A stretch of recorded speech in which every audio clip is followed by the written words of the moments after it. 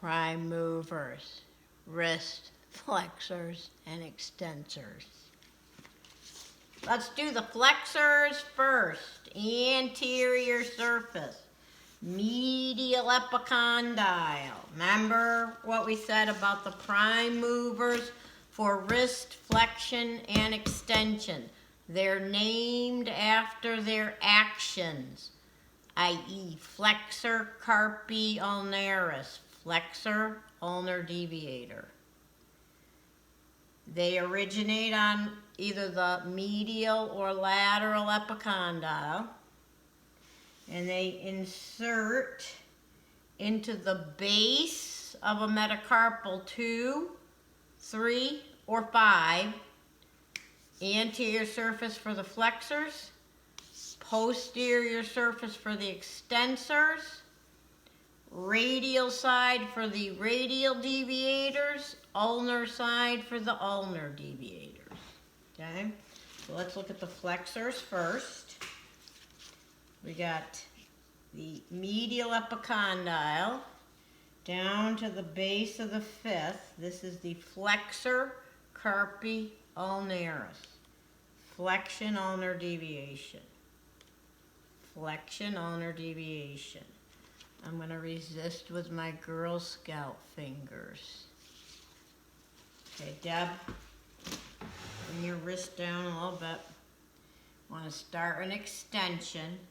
I'm going to have her do that. She's flexing toward the ulnar side of her wrist. I'm going to pull down into extension and radial deviation. So note my two fingers are just distal to the base of the fifth metacarpal. Can't palpate the bellies up here in the forearm. There's too much going on. We're going to feel the tendon because this one attaches to the pisiform too, flexor carpi ulnaris. So notice where I'm palpating. Do that motion. First time, no resistance, a little slower. Second time, and there it is, we can see it right there. Third time, and I could follow it all the way up to the medial epicondyle. I'm resisting into extension and radial deviation. Same origin. Medial epicondyle down to the base of the second and third. This time flexion towards the radius, so flexion and radial deviation. Okay, so I'm going to feel the tendon coming down through here. I'm going to resist, two fingers, opposite hand.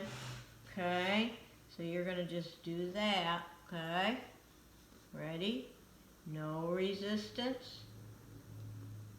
A little bit more resistance. And a little bit more resistance. Now it's lateral to this palmaris longus. We talked about this one being missing in 10% of the population. The radialis is lateral. Okay, good. Median nerve for the radialis, ulnar nerve for the flexor carpi ulnaris. Now the extensors. Turn your palm down. Okay. Lateral epicondyle. Down to the base of the fifth. Okay. Base of the fifth. Extension and ulnar deviation. So that's the motion.